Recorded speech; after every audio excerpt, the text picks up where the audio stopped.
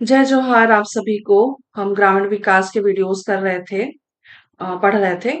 और दीनदयाल अंत्योदय योजना, एनआरएलएम, राष्ट्रीय ग्रामीण आजीविका मिशन से संबंधित प्रश्न हमने देखे हैं। और लास्ट हमारा एनआरईटीपी का एक ये वाली योजना हमने लास्ट किया था। ठीक है, उससे आगे आज हम कंटिन्यू करेंगे। तो जो भी योजना है, जो भी प्रश्न है, वो सारे हम इस वीडियो में देखने वाले हैं। ठीक है, तो इसमें भी वही 20-25 क्वेश्चन या 30 एक क्वेश्चन है। ठीक है, कि थोड़ा थोड़ा करके मैं कर रही हूँ क्योंकि एक तो वीडियो बहुत लंबी हो जाती है, प्लस एक साथ इतने सारे योजना को हम देखेंगे तो थोड़ी सी है ना डिफिकल्टी हो जाती है। ठीक है, और चलिए शुरुआत करते हैं। एनआरईटीपी हमारा लास्ट था। आज हम देखेंगे कौन सा है। आज बिहान योजना, इससे संबंधित प्रश्न देखेंगे, और दो तीन योजना और है जो हम साथ में करेंगे।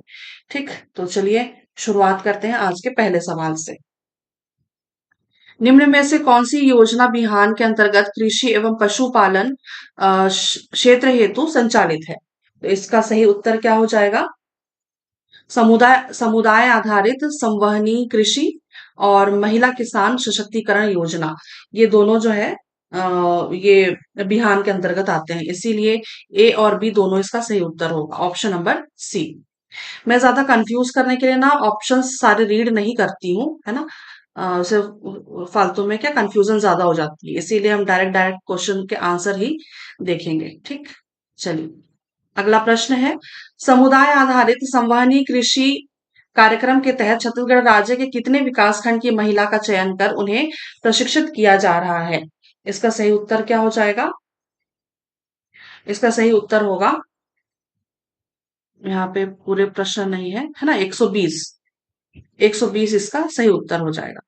ठीक है, तो समुदाय आधारित संवहनी कृषि कार्यक्रम के तहत छत्तीसगढ़ राज्य के कितने विकासखंड की महिला का चयन कर उन्हें प्रशिक्षित किया जा रहा है? उत्तर याद रखिएगा, 120। अगला प्रश्न करते हैं। यहाँ पे व्याख्या दिया हुआ है। समुदाय आधारित संवहनी कृषि कार्यक्रम के तहत छत्तीसगढ़ राज्य के 33 जिलों के 120 विकास खंड के 11,000 ग्रामों के 50 से 100 महिला कृषकों का चयन किया गया है। तो ये रिसेंट वाला डेटा है, याद रखिएगा। अगला प्रश्न है। बैंक मित्र के संबंध में कौन सा कथन सही है? महिला स्व सहायता समूहों तक बैंकिंग संबंधी सेवाओं की पहुंच बनाने में सहायता प्रदान करने हेतु राज्य ग्रामीण आजीविका मिशन द्वारा बैंक मित्र पॉलिसी लाया गया। और ये कथन क्या है? सही है। ऐसी महिला को ही बैंक मित्र बनाया जाता है जो किसी स्व सहायता समूह की सदस्य ना हो। ये कथन बिल्कुल गलत है, क्योंकि सदस्य भी हो और, है ना, वो एसएसजी में सक्रिय भी हो। तो है ना, ऐसा ऐसी सदस्य को ही, मतलब ऐसी स्व सहायता समूह को ही सदस्य बनाया जाता है, मतलब बैंक मित्र बनाया जाता है। ठीक है, तो सदस्य भी होना चाहिए और वो एसएसजी में एक्टिव भी होना चाहिए, है ना। तो दूसरा वाला कथन जो है ये गलत होता है। तो पहला सही है ना, तो केवल एक इसका सही उत्तर होगा। व्याख्या है यहाँ पे। महिला स्व सहायता समूहों तक बैंकिंग संबंधी सेवाओं की पहुंच बनाने में सहायता प्रदान करने हेतु राज्य ग्रामीण आजीविका मिशन द्वारा बैंक मित्र पॉलिसी लाया गया। बैंक मित्र बनाने का उद्देश्य यह है कि बैंकिंग लेन देन संबंधी सभी प्रकार के व्यवहार को सुविधाजनक बनाना, खाता खोलने की प्रक्रिया से लेकर ऋण भुगतान प्रक्रिया एवं ऋण की उपयोगिता तक के कार्य में सहयोग प्रदान करना। अर्थात बैंक मित्र बैंक एवं महिला स्व सहायता समूह के बीच एक पुल का कार्य करेंगे। इस बैंक मित्र के बारे में भी मैंने डिटेल वाली वीडियो कर रखी है। ठीक है, एनआरएलएम में आपको मिल जाएगा। तो मैंने बहुत अच्छे से इसको बैंक मित्र के बारे में भी एक्सप्लेन किया हुआ है डिटेल वाली वीडियो में। ठीक है, बाकी यहाँ पे थोड़ी बहुत व्याख्या जो दी हुई है आपको शायद रिकॉल हो जाएगा। अगला हम देखते हैं, बैंक मित्र बनने हेतु पात्रता। बैंक मित्र किसी सक्रिय स्व सहायता समूह का सदस्य हो। बैंक मित्र कम से कम 10वीं पास हो। बैंक मित्र को वित्तीय साक्षरता का सामान्य ज्ञान हो, जैसे फॉर्म भरना, रजिस्टर लिखना आदि। बैंक मित्र का चरित्र उत्तम हो। बैंक मित्र का प्रत्येक बैंकिंग कार्य दिवस में प्रातः 11 बजे से भोजन अवकाश की अवधि तक उपस्थित रहना अनिवार्य होगा। इसके अलावा बैंक मित्र उसी ग्राम का निवासी होना चाहिए जिस ग्राम में बैंक स्थित है। अनुसूचित जाति और जनजाति की महिला को बैंक मित्र नियुक्त किए जाने में प्राथमिकता दी जाएगी। तो ये सारी पात्रता है बैंक मित्र बनने के लिए। ठीक है, तो याद रखिएगा इन सब चीजों को, सामान्य है। अगला देखते हैं। निम्न में से कौन सा कथन सही है? जिन बैंक शाखाओं में 20 से अधिक महिला स्व सहायता समूह का बचत खाता अथवा 10 स्व सहायता समूहों का ऋण खाता खुला हुआ है, उनमें एक बैंक मित्र की नियुक्ति किया जाना लक्षित है। ये कथन तो गलत है ना। 50 से अधिक महिला होनी चाहिए यहाँ पे, है ना, और 30 स्व सहायता समूह होनी चाहिए। ठीक है, तो ये वाला कथन जो है ये गलत है अपना। ठीक है, यहाँ पे 50 होना चाहिए, 50 से अधिक महिला स्व सहायता समूह का होना, बचत खाता होना चाहिए, और 30 स्व सहायता समूह, ठीक है, समूहों का ऋण खाता खुला होना चाहिए। तो ये वाला कथन जो है गलत है। जिन बैंकों में 30 से अधिक महिला, है ना, तो स्वाभाविक सी बात, अभी मैंने बोला ये 50, है ना, और यहाँ पे 30 होना चाहिए। ठीक, तो ये वाला कथन भी जो है, दूसरा वाला, ये कथन भी गलत है। अगला अगला पॉइंट क्या कहता है? अगला पॉइंट कहता है, जिन बैंक शाखाओं में 50 से अधिक महिला स्व सहायता समूह का बचत खाता अथवा 30 स्व सहायता समूह का ऋण खाता खुला हुआ है, उनमें एक बैंक मित्र की नियुक्ति किया जाना लक्षित है। तो ये वाला कथन जो है ये सही होगा। ठीक है, और ये वाला भी गलत है। ठीक, तो याद रखिएगा, जिन बैंक शाखाओं में 50 से अधिक महिला स्व सहायता समूह का बचत खाता, है ना, बचत खाता याद रखिएगा, 50 से अधिक, और 30 स्व सहायता समूहों का ऋण खाता खुला हुआ, है ना, ऐसी ऐसे उनमें एक बैंक मित्र की नियुक्ति किया जाना लक्षित है। ठीक, अगला देखते हैं। यहाँ पे व्याख्या में भी वही चीजें दी हुई है। जिन बैंक शाखाओं में 50 से अधिक महिला स्व सहायता समूह का बचत खाता अथवा 30 स्व सहायता समूह का ऋण खाता खुला हुआ हो, उनमें एक बैंक मित्र की नियुक्ति किया जाना लक्षित है। बैंक मित्र का काम क्या होता है कि बैंकिंग से रिलेटेड जो भी योजनाएं चल रही हैं, या फिर खाता खुलवाना, खाता से पैसे निकलवाना, ये सारी चीजें, है ना, ये बैंक मित्र का काम होता है। बैंक लिंकेज का काम करते हैं ये लोग। ठीक, अगला देखते हैं। अगला क्वेश्चन है, निम्न निम्न में से कौन सा कथन सही है? आजीविका संवर्धन के लिए 2010-11 में महिला किसान सशक्तिकरण परियोजना MKSP नामक एक विशेष कार्यक्रम शुरू किया गया। ये कथन सही है। MKSP का मुख्य उद्देश्य कृषि आधारित आजीविकाओं में उत्पादकता और महिलाओं की भागीदारी बढ़ाने के लिए और स्थायी कृषि में सुव्यवस्थित निवेश करते हुए महिलाओं को अधिकार संपन्न बनाना है। ये कथन भी बिल्कुल सही है। किसान सशक्तिकरण परियोजना, महिला किसान सशक्तिकरण परियोजना नामक एक विशेष कार्यक्रम शुरू किया गया, कब? 2010-11 में। और इनका उद्देश्य क्या था? कृषि आधारित आजीविका में उत्पादकता और महिलाओं की भागीदारी बढ़ाने के लिए और स्थायी कृषि में सुव्यवस्थित निवेश करते हुए महिलाओं को अधिकार संपन्न बनाना।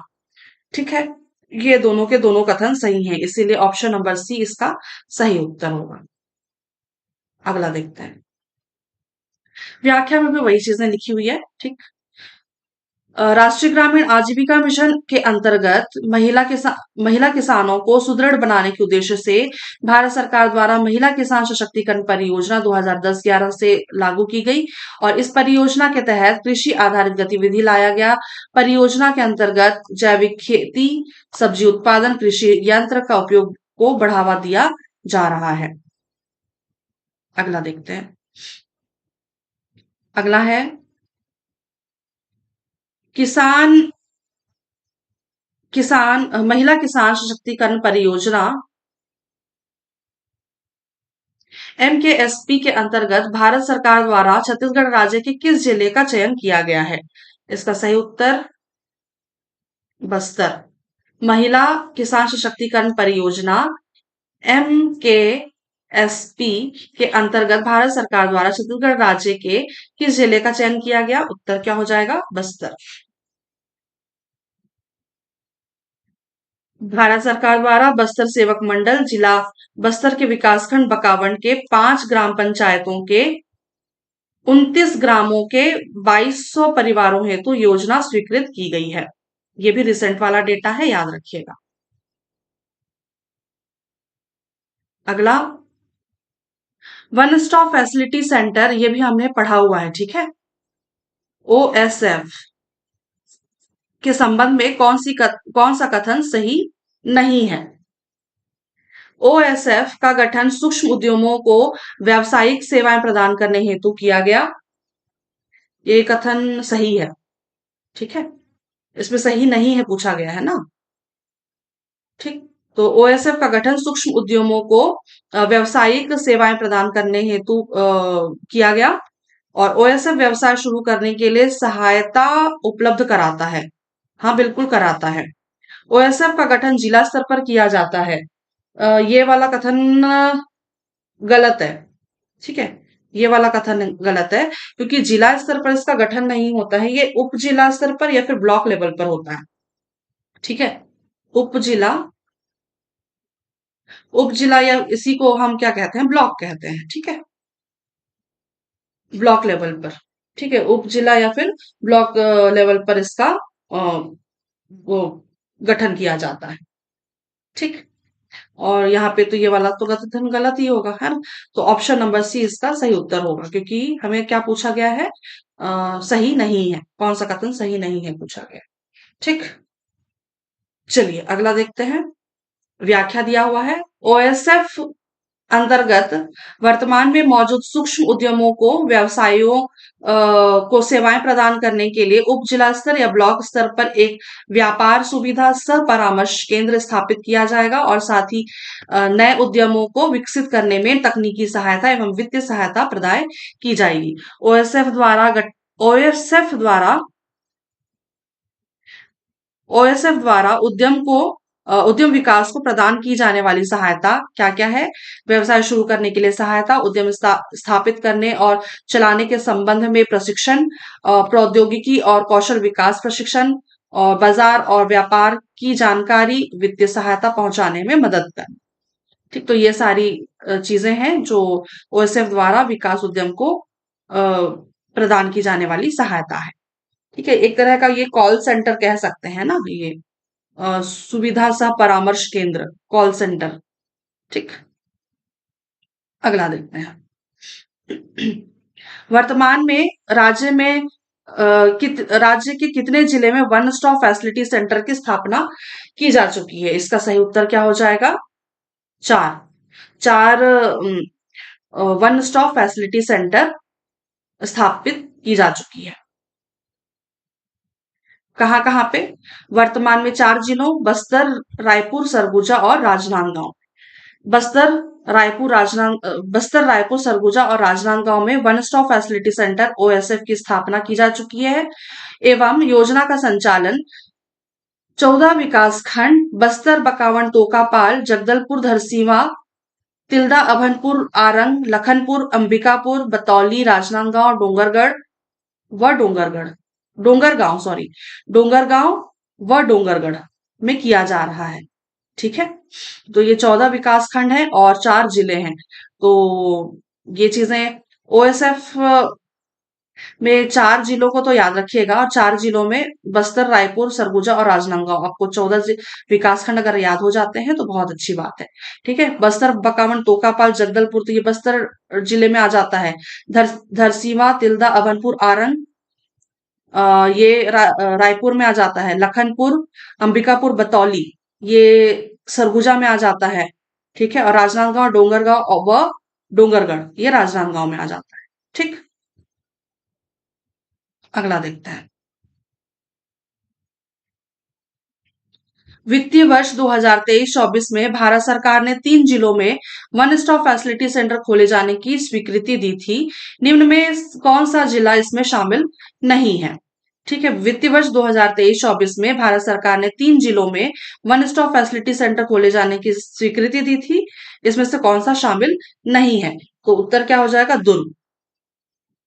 ठीक, जांजगीर चांपा, रायगढ़ और बलरामपुर। ठीक है, तो ये 3 जिले थे जिनको वन स्टॉप फैसिलिटी सेंटर खोले जाने की स्वीकृति दी थी। ठीक है, जांजगीर चांपा, रायगढ़ और बलरामपुर, इसमें दुर्ग शामिल नहीं है। अगला है, यहाँ पे सुमेलित करना है, मैं इसको थोड़ा सा छोटा कर देती हूँ। आई गेस थोड़ा सा दिख रहा होगा। ठीक, उत्थान परियोजना, यहाँ पे परियोजनाएं दी हुई हैं और उनसे संबंधित यहाँ पे जो क्या कहना चाहिए, प्रावधान या फिर उनके जो उद्देश्य हैं वो इस तरफ लिखे हुए हैं, एक साइड और एक साइड परियोजना लिखी हुई है। तो उत्थान परियोजना, मिलाप परियोजना, सृष्टि परियोजना और स्वाभिमान परियोजना, हमने ये तीनों चारों के चारों हमने ये नहीं, हमने मिलाप नहीं पढ़ा है। ठीक है, बाकी उत्थान, सृष्टि और स्वाभिमान हमने ये 3 तो पढ़े हैं। ठीक है, तो चलिए हम मिलान करते हैं। उत्थान परियोजना, उत्थान परियोजना क्यों लाया गया था? प्रदेश में निवासरत विशेष पिछड़ी जनजाति के विकास हेतु। ठीक है, तो इसका पहला वाला जो है ए का 3 हो जाएगा। ठीक है, ए का 3। मिलाप परियोजना आया था कोविड-19 के प्रभाव के कारण विभिन्न राज्यों से वापस आए प्रवासी श्रमिक हेतु। मिलाप से ही आपको समझ में आ रहा होगा, मिलाप मतलब मिलाना है ना। तो कोविड-19 के प्रभाव के कारण विभिन्न राज्यों से वापस आए प्रवासी श्रमिक हेतु मिलाप परियोजना आई थी। सृष्टि परियोजना, सृष्टि परियोजना आई थी किसके लिए? पोषण आधारित कृषि को बढ़ावा देने के लिए। ठीक है, और स्वाभिमान आया था सामाजिक रूप से पिछड़ी और वंचित और गरीब परिवारों की प्रजनन उम्र की समूह की महिलाओं के स्वास्थ्य व पोषण स्तर को बेहतर करने हेतु। ठीक है, तो ए का 3, बी का 2, सी का 4 और डी का 1। ठीक, तो हाँ सही है। ठीक, सही है। तो कैसे हम पढ़ेंगे? 3 2 4 1, 3 2 4 1, 3 2 4 1, ऑप्शन नंबर बी में इसका सही उत्तर है। ठीक, आई होप याद होगा आप लोगों को। चलिए अगला देखते हैं। यहाँ पे व्याख्या है। उत्थान परियोजना, उत्थान परियोजना प्रदेश में निवासरत विशेष पिछड़ी जनजाति के विकास हेतु। मिलाप परियोजना कोविड-19 के प्रभाव के कारण विभिन्न राज्यों से वापस आए प्रवासी श्रमिक हेतु आई थी। सृष्टि परियोजना आई थी पोषण आधारित कृषि को बढ़ावा देने के लिए। और स्वाभिमान कार्यक्रम, या इसी को हम क्या कहते हैं, समृद्ध बिहान कार्यक्रम, सामाजिक रूप से पिछड़ी, वंचित और गरीब परिवारों के प्रजनन उम्र समूह की महिलाओं के स्वास्थ्य व पोषण स्तर को बेहतर करने के लिए।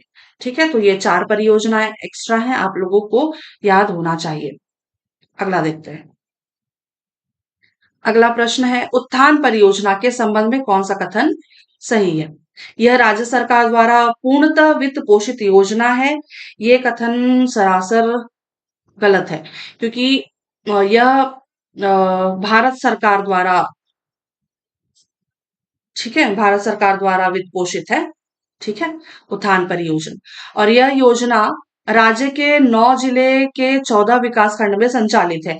ये कथन सही है, सरासर सही है। ठीक है, ये राज्य के 9 जिले के 14 विकास खंड में संचालित है। तो केवल दूसरा इसका सही उत्तर होगा, ऑप्शन नंबर बी इसका सही है। व्याख्या दिया है, देखते हैं। 14 कहती हूँ, सॉरी, 33 जिलों के हिसाब से, यानी कि रिसेंट डेटा है। ठीक, उत्थान परियोजना भारत सरकार द्वारा वित्त पोषित योजना है। राज्य के 9 जिलों के 14 विकास खंड में यह योजना संचालित है। वह जिले व विकास खंड निम्न है। कौन कौन से हैं? बलरामपुर, बलरामपुर जिले का, शंकरगढ़ और वाड्रफनगर विकास खंड, गरियाबंद का गरियाबंद व मैनपुर विकास खंड, सरगुजा, अंबिकापुर, बतौली, मैनपाट व उदयपुर विकास खंड, धमतरी जिले का नगरी विकास खंड, खैरागढ़ छुई खदान गंडई में छुई खदान विकास खंड, कबीरधाम में पंडरिया और रायगढ़ में धर्मजयगढ़, कोरबा में कोरबा विकास खंड और मरेंद्रगढ़ चिरमिरी भरतपुर में भरतपुर विकास खंड। तो जिले अगर आपको याद होंगे, है ना, तो ऑटोमेटिकली क्योंकि ये जो जिले, सॉरी, विकास खंड जो है, ये मोटा मोटा हर किसी को, आई थिंक जिन लोगों ने अगर तैयारी अच्छे से करी होगी, मतलब बहुत लोगों को पता होगा कि जिला दर्शन जब हम करते हैं, पढ़ते हैं, तो इन सब विकास खंड के नाम हम जनरली पढ़ते हैं, और फेमस फेमस नाम है। तो अगर आपको जिले याद हैं तो ऑटोमेटिकली ये सारी चीजें आपको याद आ जाएगी। ठीक है, जैसे कि बलरामपुर में शंकरगढ़ काफी फेमस है, वाड़क नगर काफी फेमस है, गरियाबंद में गरियाबंद और मैनपुर, है ना। तो वैसे ही सरगुजा में अंबिकापुर, बतौली, बतौली का नाम तो फिर भी कम सुना होगा आपने, बट मैनपाट और उदयपुर, धमतरी में नगरी, है ना, सिहावा वाला नगरी। ठीक, तो वैसे ही खैरागढ़ छुई खदान, गंडई में छुई खदान फेमस है। ठीक, वैसे ही कबीरधाम में पंडरिया। ठीक, तो रायगढ़ में धर्मजयगढ़, धर्मजयगढ़ हो गया। फिर कोरबा से कोरबा विकासखंड, महेंद्रगढ़, चिरमिरी भरतपुर में भरतपुर विकासखंड। ठीक, तो ये फेमस फेमस से नाम है, तो मेरे ख्याल से आप लोगों को, है ना, स्ट्राइक तो कर ही जाएगा अगर बाई चांस एग्जाम में आता भी है तो। ठीक, अगला देखते हैं। अगला है उत्थान परियोजना, प्रदेश में निवासरत विशेष पिछड़ी जनजाति के विकास हेतु चलाई जा रही है, इनमें से कौन सी विशेष पिछड़ी जनजाति शामिल नहीं है? अगला ऑप्शंस देख लेते हैं। ठीक, यहाँ पे ऑप्शंस आपको दिख रहे हैं, इसमें से आप सिंपल सा याद रखिएगा, अबुझ माड़िया। ठीक है, अबुझ माड़िया ऐसी जनजाति है जो, जिनके लिए ये उत्थान परियोजना नहीं चलाई जा रही है। ठीक, यहाँ व्याख्या है, प्रदेश में निवासरत विशेष पिछड़ी जनजातियों यथा बैगा, कमार, पहाड़ी, कोरवा एवं बिरहोर के साथ साथ पंडो और भुंजिया के सामाजिक एवं आर्थिक विकास हेतु ये योजना संचालित है। ये पंडो और भुंजिया आप लोगों को पता होगा, ये राज्य की विशेष पिछड़ी जनजातियों में इनको, मतलब राज्य द्वारा शामिल किया गया है। ठीक है, अगला देखते हैं। अगला है, मिलाप योजना के संबंध में कौन सा कथन सही है? राज्य ग्रामीण आजीविका मिशन द्वारा कोविड-19 के प्रभाव के कारण विभिन्न प्रदेशों से वापस आए राज्य के प्रवासी श्रमिकों के आजीविका विकास हेतु ये योजना संचालित है। ये बिल्कुल सही है। यह योजना छत्तीसगढ़ के 2 जिलों यथा राजनांदगांव एवं कबीरधाम के 7 विकास खंडों में संचालित है। ये दोनों के दोनों कथन सही हैं। ठीक है, राज्य का 2 जिला कौन कौन सा? राजनांदगांव और कबीरधाम, और 7 विकास खंड। ठीक, तो ऑप्शन नंबर सी इसका सही उत्तर है। व्याख्या देखते हैं। भारत सरकार भारत सरकार के दिशा निर्देश के अनुरूप नवाचार के अंतर्गत राज्य ग्रामीण आजीविका मिशन द्वारा कोविड-19 के प्रभाव के कारण विभिन्न प्रदेशों से आए राज्य के प्रवासी श्रमिकों के आजीविका विकास हेतु 2 जिलों राजनांदगांव और कबीरधाम, 7 विकास खंडों के 536 ग्राम पंचायतों के 987 ग्रामों में कार्य किया जा रहा है। ये वाला भी रिसेंट डेटा है, याद रखिएगा। 7 विकास खंड, ठीक है, 7 विकास खंड, 536 ग्राम पंचायत और 987 ग्राम, रिसेंट डेटा है। 536 ग्राम पंचायत, 987, 87 पढ़ते हैं ना इसको, 987, 85, 86, 87, हाँ, 987 ग्रामों में कार्य किया जा रहा है। ठीक, अगला, सृष्टि परियोजना के संबंध में कौन सा कथन सही है? सृष्टि का विस्तार रूप self self reliant institutions for sanitation and health transformation initiatives, ये कथन बिल्कुल सही है। ये फुल फॉर्म जो है इसका सृष्टि का, ये बिल्कुल सही है। Self reliant institutions for sanitation and health transformation initiatives, self self reliant institutions for sanitation and health transformation initiatives. ठीक, मिशन अंतर्गत प्रदेश में खाद्य पोषण, स्वास्थ्य एवं स्वच्छता अंतर्गत ग्रामीण समुदाय में सकारात्मक व्यवहार परिवर्तन एवं पोषण आधारित कृषि को बढ़ावा दिया जाना शामिल है। ये कथन भी सही है। मिशन के अंतर्गत खाद्य, पोषण, स्वास्थ्य और स्वच्छता अंतर्गत ग्रामीण समुदाय में सकारात्मक व्यवहार परिवर्तन एवं पोषण आधारित कृषि को बढ़ावा दिया जाना शामिल है। ये कि दोनों के दोनों कथन जो है सही हैं। ऑप्शन नंबर सी इसका सही उत्तर है। सृष्टि परियोजना राज्य के किस जिले में संचालित नहीं है? ये बस्तर जिले में संचालित नहीं है। सृष्टि परियोजना का क्रियान्वयन अ, चिन्हांकित 3 जिलों के 3 विकास खंड में किया जा रहा है। ठीक है, कौन कौन सा जिला है? विकास खंड तिल्दा, जिला रायपुर, मगरलोड, जिला धमतरी, लखनपुर, जिला सरगुजा। ठीक है, अगला देखते हैं। अगला, स्वाभिमान या समृद्ध बिहान कार्यक्रम के संबंध में कौन सा कथन सही नहीं है? कौन सा कथन सही नहीं है? मिशन के अंतर्गत गठित महिला समूहों ग्राम संगठन के द्वारा सामाजिक रूप से पिछड़ी, वंचित और गरीब परिवारों की प्रजनन उम्र समूह की महिलाओं के स्वास्थ्य एवं पोषण स्तर को बेहतर करने का प्रयास किया जा रहा है। ये कथन तो अभी थोड़ी देर पहले ही हमने पढ़ा था। ये कथन सही है। यह कार्यक्रम बस्तर जिले में चल रहा है। ये कथन भी सही है ना? दोनों कथन सही है इसके। तो उसमें पूछा गया सही नहीं है, तो इसमें से तो दोनों सही है ना? दोनों सही है, इसलिए ना तो एक और ना ही दो। ऑप्शन नंबर डी इसका सही उत्तर होगा।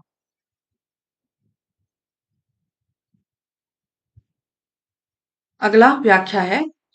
मिशन अंतर्गत गठित, वही है ना? अभी पढ़ा हमने।